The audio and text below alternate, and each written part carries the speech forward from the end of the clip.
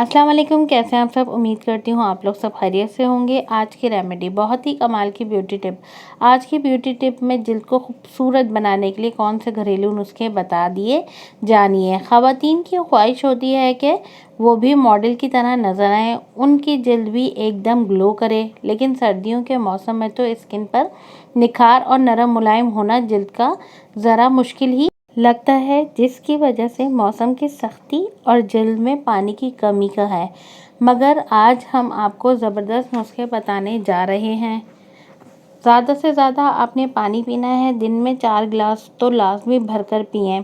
चेहरे पर दूध की मलाई को लगाएं, इससे आपकी जिल्द जो है वो नरम मुलायम हो जाएगी। चुकंदर के जूस में टमाटर का रस मिक्स करके चेहरे पर लगाएं, इससे जिल्द में जो है वो निखार आ जाता है। गाजर को नाश्ते के 1 घंटे के बाद खाने से जिल्द पर जो आपकी खुश्की रहती है वो ख़त्म हो जाएगी। फटी जिल्द भी जो है वो बिल्कुल साफ़ सुथरी हो जाएगी। नींबू के रस को बेसन में मिक्स करके चेहरे पर लगाएं।